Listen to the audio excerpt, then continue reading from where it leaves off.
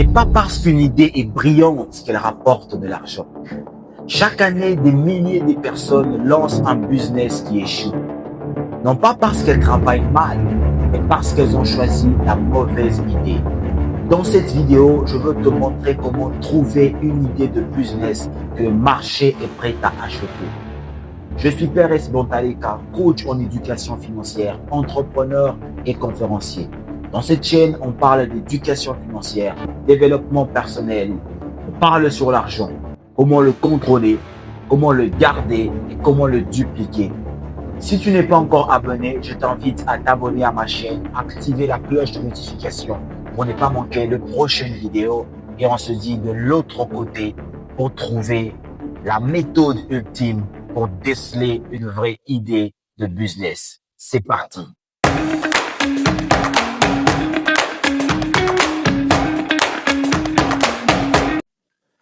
En tant que jeune entrepreneur, on a souvent un grand problème. C'est comment trouver l'idée parfaite.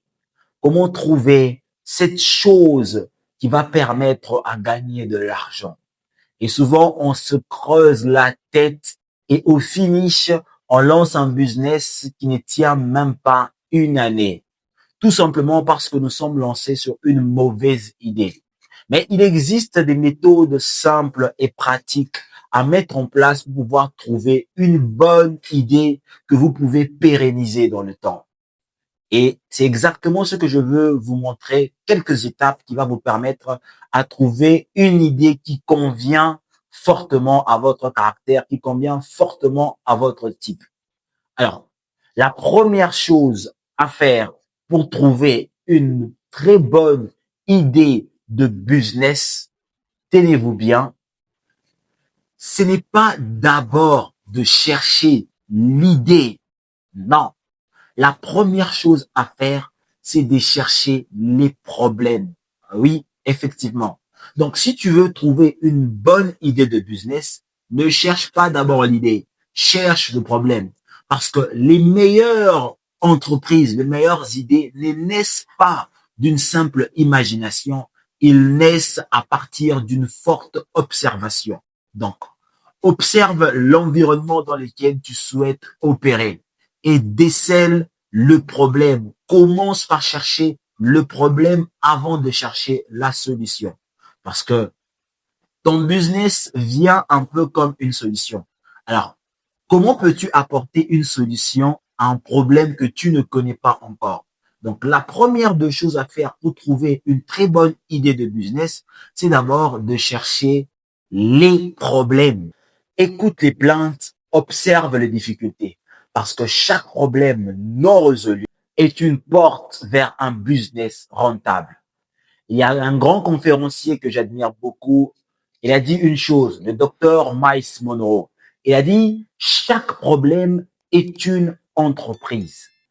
Vous devez donc, par ailleurs, étudier les problèmes de l'environnement qui vous entoure, car ce sont là les vrais business à lancer. La deuxième étape ou la deuxième chose à faire pour déceler une idée de business rentable est d'observer où les gens dépensent leur argent. Regarde ce que les gens achètent régulièrement. Quels produits s'écoulent chaque semaine. Et pour cela, il te faut descendre sur le terrain. Aller dans le marché, le supermarché ou encore le marché du coin de la rue. Vas-y, observe concrètement où est-ce que les gens dépensent leur argent, dans quels produits. Et en ayant l'idée de ce que les gens achètent, ça va te permettre toi aussi à monter ta propre vision du produit que tu souhaites mettre sur le marché. Parce que un marché qui achète aujourd'hui achètera encore demain si tu apportes de la valeur. Il faut retenir que l'argent laisse toujours des traces. Donc, tu dois le pister. Tu dois pister l'argent. Où va l'argent des personnes de la ville? Où va l'argent de ces personnes? Tu dois les retrouver. En trouvant où est-ce qu'ils vont, où est-ce qu'ils dépensent leur argent, tu sauras exactement qu'est-ce qui fonctionne le plus. Un entrepreneur, c'est quelqu'un de curieux au maximum. Il est curieux à 2 milliards de pourcents. Un entrepreneur n'est pas quelqu'un qui reste fréquemment enfermé quelque part. Non, surtout si tu es dans tes débuts, tu dois constamment être dans le point chaud de la ville, dans le coin où l'argent découle, comprendre. Tu peux entrer dans un supermarché, tu fais un constat. Je suis allé à 11 heures. OK, j'ai vu tel rayon était plein. Je reviens à 17 heures. Je constate encore lequel de rayon est presque à moitié vide. C'est comme ça qu'on trouve le meilleur produit. Tu dois constamment être en mouvement. Ne sois pas enfermé. En faisant ça, tu vas pister l'argent. Tu vas le chercher à la loupe et connaître exactement son flux de déplacement.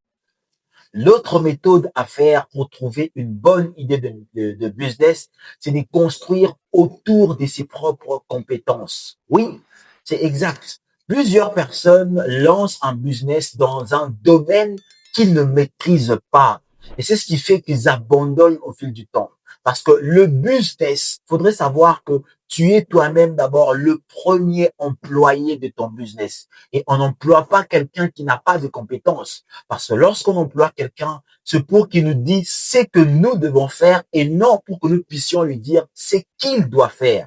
Donc, si tu veux lancer et trouver une bonne idée de business, tu dois construire sur les compétences que toi-même maîtrises déjà. Tu dois te demander, qu'est-ce que je sais faire? Qu'est-ce que les autres me demandent de faire constamment? Pourquoi suis-je reconnu? En quoi, si je peux dire, en quoi suis-je reconnu? En te posant ces trois questions, ça va te permettre de déceler ta vraie compétence. Et de ce fait, tu pourras construire un business autour de cette compétence. Très souvent, ton premier business est caché dans tes compétences. Il faudrait savoir qu'une compétence bien exploitée peut valoir plus qu'un gros investissement. Et la quatrième méthode à mettre en place pour trouver une idée de business rentable et qui peut être pérennisée, c'est premièrement de rechercher un marché avant de chercher un produit. Plusieurs personnes cherchent d'abord un produit avant de chercher les clients. Mais les vrais entrepreneurs font l'inverse. Je sais, sur cette étape, c'est un peu difficile à comprendre, mais les vrais entrepreneurs trouvent d'abord les clients avant de trouver le produit. Parce que si vous essayez un peu de lier ça avec la méthode que j'ai donnée précédemment, j'ai dit qu'il fallait trouver d'abord les problèmes avant de trouver la solution. Et de ce fait, en cherchant premièrement les problèmes, vous tombez automatiquement sur les clients avant même d'avoir votre produit. Et c'est ça que fait le vrai entrepreneur. Il trouve d'abord le marché qui a un besoin fort, puis ensuite cherche la solution. Parce que un excellent produit sur un mauvais marché reste un mauvais business. Donc, la chose à faire est d'abord de trouver le marché. Ensuite, vous allez trouver vos clients. Et lorsque vous étudiez les problèmes de l'environnement, vous trouverez automatiquement les clients parce que votre étude sera concentrée vers où? Vers ces personnes qui ont des problèmes. Et lorsque vous les apportez la solution, ils vont automatiquement acheter si votre produit a vraiment une valeur intrinsèque réelle. Et l'autre étape à mettre en place pour trouver une vraie idée de business, c'est de trouver ce qui te différencie. Tu n'es pas obligé d'apporter quelque chose de nouveau dans le business, mais tu peux apporter simplement une amélioration qui te différencie des autres.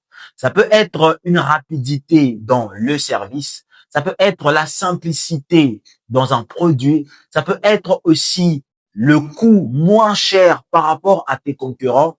Donc, ça peut être un peu toutes deux choses.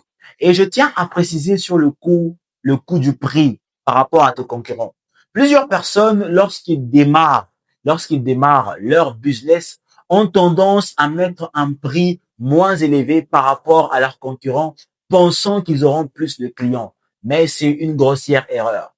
Dans la prochaine vidéo qui va suivre, je vais expliquer exactement pourquoi. Donc, n'oublie surtout pas d'activer la cloche de notification pour ne pas manquer cette vidéo. Donc, je disais, tu dois trouver quelque chose qui te différencie, qui te rend différent. C'est une tautologie, mais bon, qui te rend complètement unique par rapport aux autres. Parce que le marché récompense ceux qui apportent une différence, pas ceux qui copient les autres. On te dit pas de faire copier-coller de business que tu trouves. Non. Tu peux simplement t'inspirer d'un business et puis apporter une valeur ajoutée qui te différencie des autres business. Et l'autre étape pour trouver une bonne idée, c'est que tu ne dois pas poursuivre les modes, mais tu dois poursuivre les besoins. Pourquoi? Pose-toi cette question. Est-ce que dans 5 ans, les gens auront-ils toujours besoin de ma solution? Si oui, tu es dans le bon. Mais sinon, ton produit ne va pas se pérenniser. Tu vas te rendre compte que ton business va s'écrouler en moins d'une année ou en 2 ans, 3 ans. Mais je te dis, tu ne pourras pas attendre 5 ans si ton produit ou ton business est focalisé sur une mode. Parce que la mode passe à la vitesse de l'éclair. Et il faut retenir que les tendances de la mode rendent célèbres pendant un moment. Nous avons vu plusieurs modes qui étaient passées ici, plusieurs grandes stars qui sont venues avec le mode. Certes, c'est vrai, ils étaient célèbres pendant un moment. Mais le vrai besoin rend riche pendant longtemps.